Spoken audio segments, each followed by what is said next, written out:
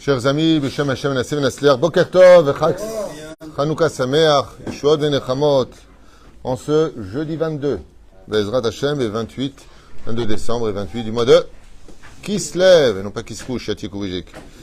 Nous sommes avec un chiour ce matin, donc on aura une histoire à raconter, puisque ça nous a été demandé un enseignement sur le Rabbi de Lubavitch, Zecher Tzadik Vek Kadosh Livracha, chiour acheté par Sabrina Deborah, Bezrat Hashem, pour l'Askara ce soir, donc d'une jeune tzadikette, partie trop jeune, Rivka Bat Avivar, ou Hashem Tenachena Begen Eden Elion.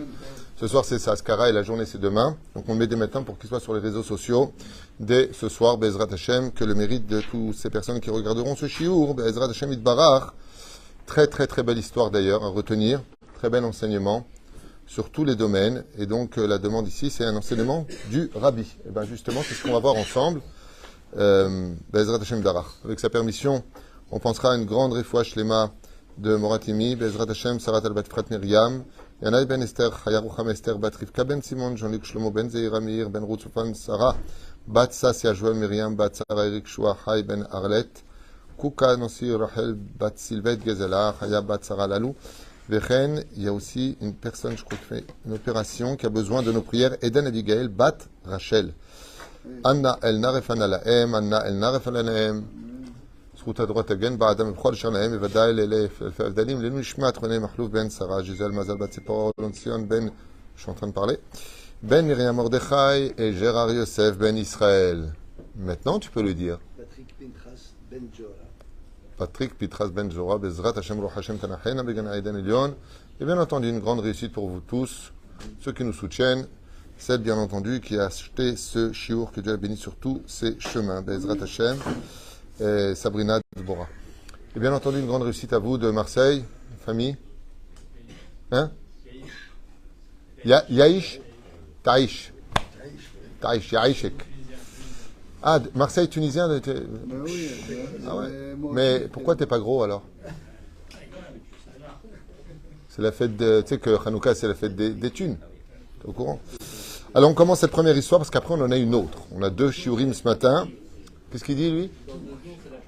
Mais on n'est pas des filles, nous, Daniel. Dans 2 jours c'est la fête des filles et à Yitro c'est la fête des garçons. La Torah est une, c'est ce que tu es en train de dire. Amen, Khalé. Qu'est-ce qu'il t'a dit ce matin? C'était bien la goulette. Est-ce que c'était comme Cannes? Tu lui as dit c'est plus beau que Cannes la goulette. C'est plus beau que Cannes. Son mytho, c'est tunisien, c'est pas possible. Tov. Allez, on y va. Sabrina, tu voulais un enseignement du Rabbi. Et ben, j'ai choisi une histoire à vous raconter avec la fête de Hanouka qui vaut vraiment le coup d'être entendue. Cette histoire est tellement belle, je vous dis franchement, que j'ai noté carrément. Je l'ai inscrite chez moi. Cette histoire se passe avec un des chaliachs du Rabbi de Lubavitch, Rabbi Moshe Brisky. Il vit à Los Angeles et a pour mission d'enseigner, de divulguer. Il y a un soldat de la Chassidoute, comme je le dis souvent, étudier la Torah dans cette génération particulière, comme l'avait dit le Rabbi Nachman de Breslev. La Chassidoute viendra sauver les générations de la fin des temps. D'étudier la Torah sans Chassidoute, c'est comme manger un steak sans aucune épice. C'est vrai que c'est bon, la Torah. Il n'y a pas d'épices. Et tu le vois, les chassidim sont souvent souriants, heureux, et de l'autre côté, ils sont un petit peu austères, sans faire de critique. Et c'est très, très dur, très, t'as rien compris, c'est très carré comme ça, c'est très militaire. Et c'est dommage qu'il n'y ait pas un peu plus de crème. Pendant des décennies, il le fallait par rapport à la galoute, mais surtout aujourd'hui où les sages d'Israël avaient vu le retour à Israël. Pour vivre en Israël, il faut être très chassid ici. Très, très chassid. Pour trouver Bezrat Hashem, ce qu'on dira à la fin d'ailleurs de cette histoire. Alors je commence cette merveilleuse histoire que je vous demande de partager particulièrement parce que vraiment elle réchauffe le cœur, même si cette histoire est très dure à écouter malgré tout. Le chaliach était très très apprécié, donc Rabbi Moshe Brisky pour ses shiurim. Il avait une Torah d'amour. Et vous savez que le principe fondamental est de dire que ce qui sort du cœur rentre dans le cœur. Et il parlait beaucoup avec son cœur. Une Torah de chesed, une Torah d'amour, une Torah vraiment qui jugeait personne et qui était capable d'aimer tout le monde, chose qui n'est pas forcément évident. Et donc, il touchait tous les cœurs de toutes les personnes qui venaient à ces shiurim. Et alors qu'un soir, il était en train de faire un shiur sur le domaine de la Emouna. C'est vrai, c'est très bien de parler du domaine technique, Baba Kama, Baba Metzia, Kol Tov Yafé. Aval Maïma Emouna, Bemet, Maïma. Je me rappelle qu'une fois, je suis parti donner un shiur à l'Yeshiva sur la Emouna aussi.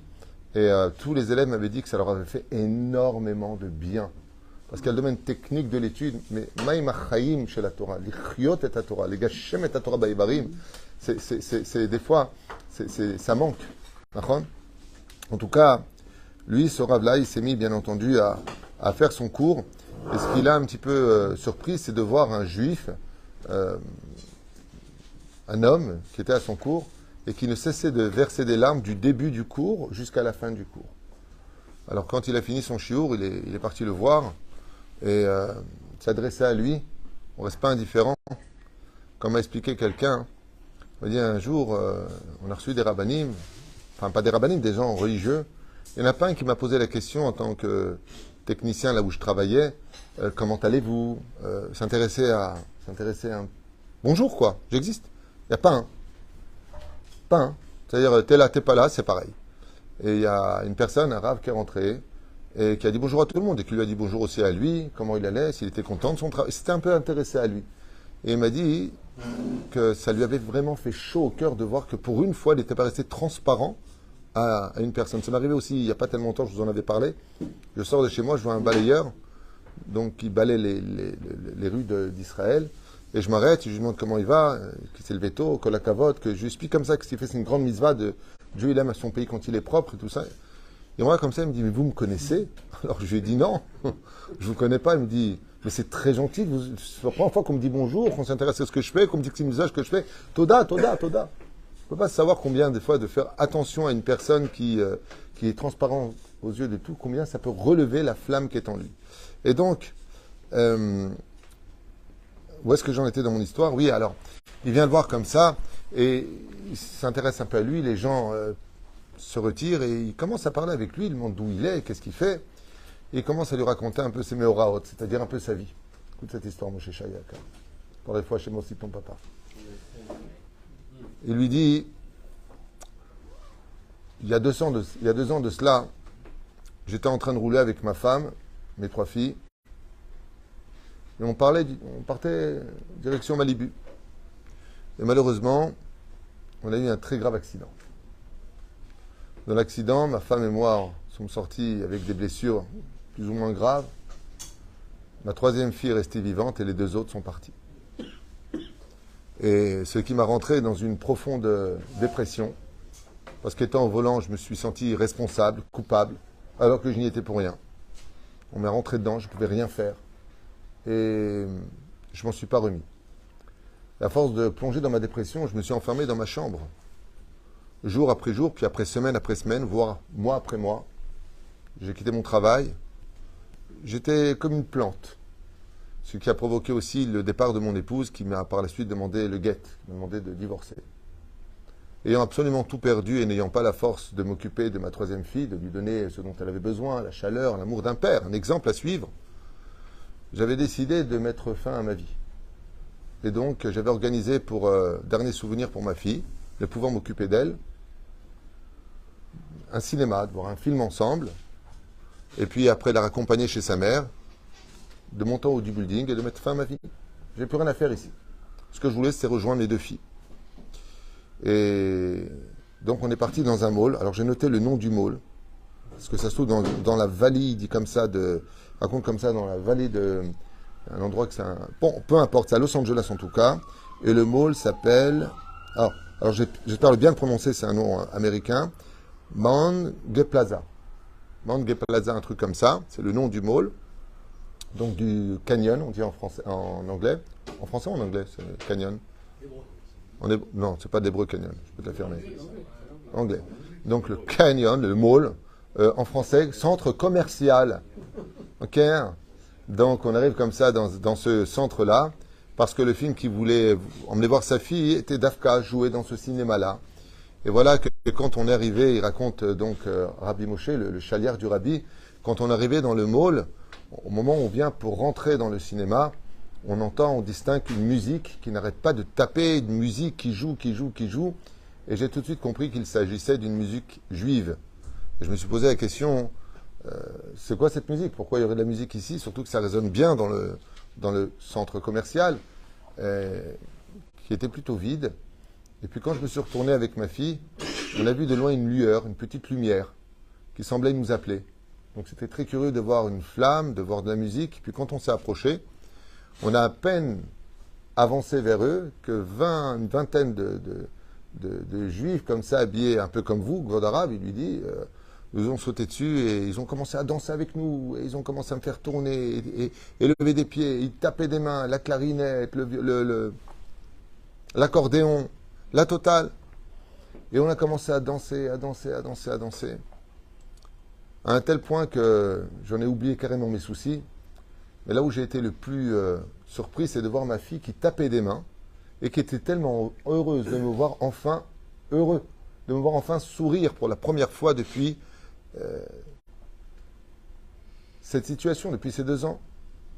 Alors, quand j'ai regardé ça et qu'on n'arrêtait pas de danser, on n'arrêtait pas de danser, on n'arrêtait pas de danser, ils ne m'ont même pas demandé mon nom.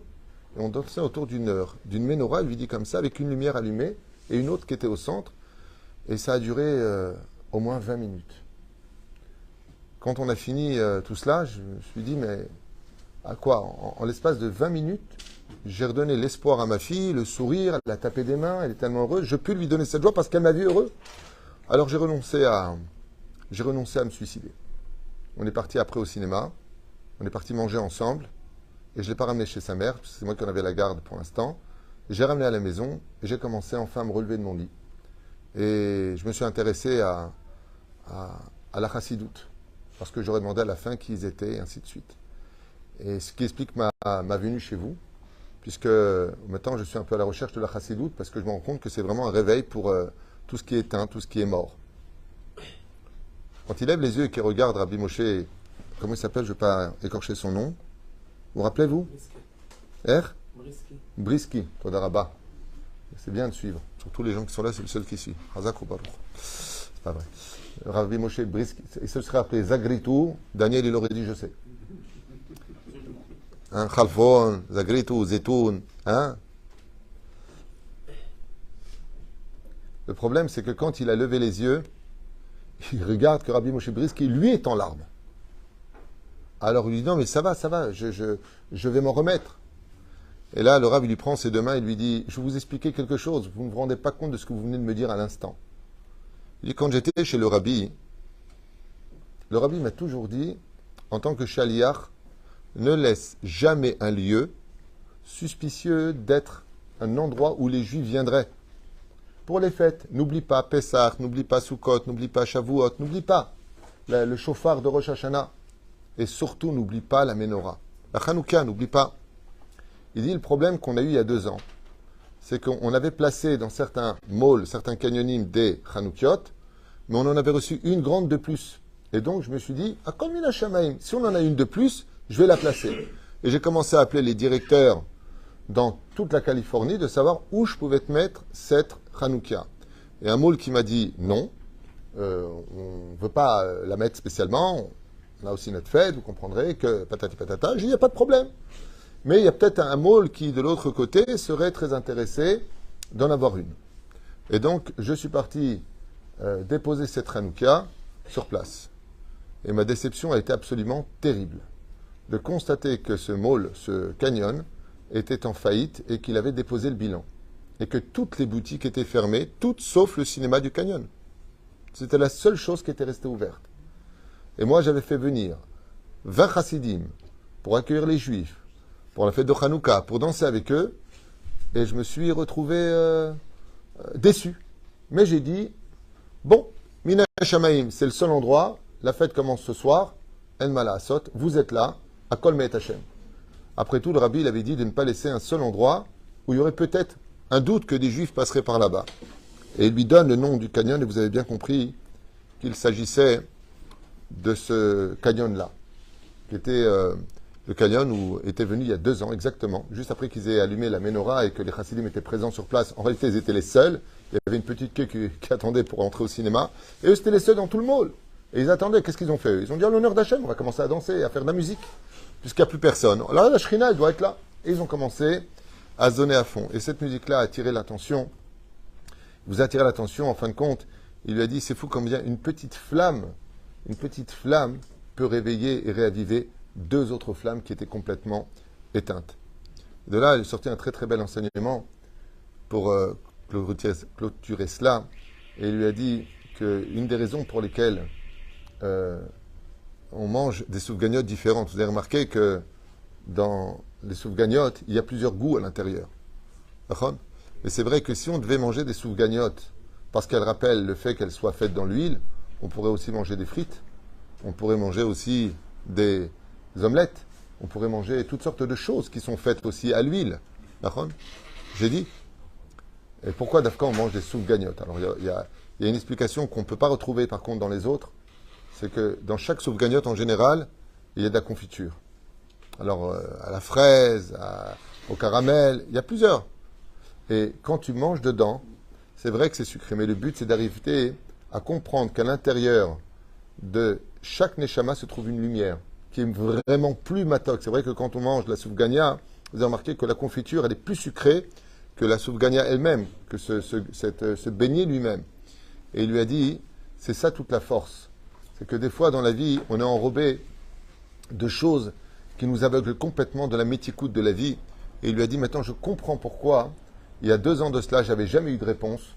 Rabbi Moshe de Briski, pardon, ce qui est aussi Rabbi Brisk, c'est pour ça que je me suis un peu de balbalti. Il lui a dit, maintenant je comprends pourquoi Mina Shamaim, cette Hanouka est arrivée là-bas, parce qu'on avait 2 âmes à... Et j'étais resté depuis 2 ans sans réponse. Sans réponse. Et maintenant, je viens d'avoir la réponse. Tout ça, c'était pour sauver la vie d'un seul juif. Et tout celui qui sauve la vie d'un seul juif sauve un monde entier. Et donc, depuis, ce personnage, Mamash, est devenu très proche. Il leur racontait aussi qu'il priait avant de temps en temps dans des synagogues réformistes. Comme ça, c'est marqué dans l'histoire, hein, c'est pas moi qui l'invente. Et que depuis, il fréquente, Baruch Hashem, des lieux de Bet Knesset avec des rabbanim, Torah écrite, Torah orale. Il s'est beaucoup rapproché du mouvement Lubavitch, Vechazar, Bitshuva, Shlema, Baruch Hashem, Itraten, Bechazara. Et le plus comique de l'histoire, de la suite de cette histoire, c'est que, je ne sais pas si tout est vrai ou faux. Hein. Comme vous savez, dans les histoires, il y a toujours un peu à prendre et à laisser. Mais en général, à 90%, c'est vrai, parce qu'il n'y a pas d'intérêt en cela. Mais il aurait eu 2 jumelles par la suite, après son mariage, de sa 2e épouse. Azma, ya, vema, velama, mais ce qu'on sait, c'est que, comme lui a dit le Rabbi Moshe Briski, c'est que le sourire réavive afilut triatametim. On peut ramener des gens avec une seule menorah. Et comme tu te rends compte, c'était le premier soir de la bougie, c'est la petite flamme qui dansait, il lui a dit, j'ai l'impression qu'elle m'appelait cette flamme. Et c'est un peu l'histoire de Hanouka, c'est qu'elle rappelle non pas les hommes, mais les âmes. Les âmes sont réveillées par la flamme de Hanouka. Voilà, c'était la première histoire que je voulais partager avec vous. Et la deuxième qui va suivre, c'est sur le Baal Shem Tov. Parce qu'on va dire, ouais, Rav Tutu, on n'a plus d'histoire de Baal Shem Tov, on adore le Baal Shem Tov. Il y a même une personne qui m'a dit, moi, j'écoute aucun cours de Torah, mais je regarde tous vos cours sur le Baal Shem Tov. Alors je me suis dit, tu sais quoi? J'arrive. Une histoire sur le Baal Shem Tov tout de suite après. Kol Tov.